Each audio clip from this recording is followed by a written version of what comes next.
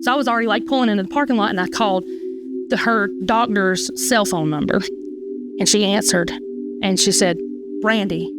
And I said, "Maggie, Emma's going to be admitted into a children's hospital immediately today. They're worried that it might be the C word." That's what she said to me over the phone. And I just kind of, it just takes your breath away, you know? And I'm a talker. So to have that happen to me where it just renders me speechless, that's something that doesn't happen very often. And I just remember like everything just kind of started spinning.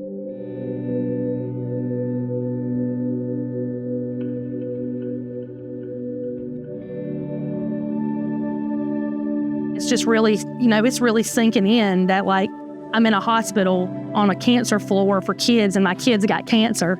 You literally have to throw your hands up and just say, "God, take care of it." And use your intelligent people that you put on this earth to save kids, put them in charge of it. In South Carolina, on average, we have around 200 cases of childhood cancer every year. These children come from around the state of South Carolina. There are many different types of childhood cancer. Some of the most common types that we see are lymphomas, leukemias, and brain and central nervous system tumors. The South Carolina Cancer Alliance has worked for a long time with South Carolina's Department of Public Health to understand the burden and changing trends of cancer in the state. They realized that they had not specifically looked at childhood cancer and wanted to commission a report on childhood cancer in South Carolina. From there, we set to work building the task force to put together this inaugural report. Really, what we're trying to do is we looked at how the different cancers have been prevalent here in the state, whether the incidence has increased or decreased or stayed the same. How are we doing in terms of our treatments? Are we curing more kids?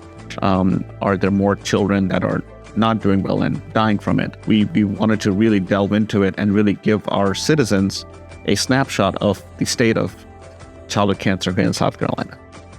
We were honest with her in the beginning. Look, your blood is sick and you've got to get this medicine. And if you don't do what the doctors tell you to do, you could die. Because I wanted her to know how important it was to follow every protocol they tell us to do, whatever medicine, whatever poke, whatever prod, whatever procedure, everything is necessary for her to survive. And she was very adamant about living.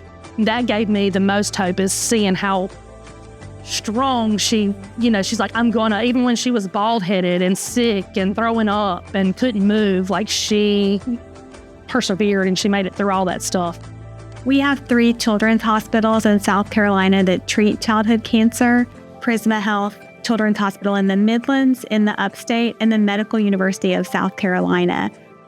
We had pediatric oncologists and leaders from each of those children's hospitals join the task force to share their expertise. And we also included leaders from the Department of Public Health and the University of South Carolina.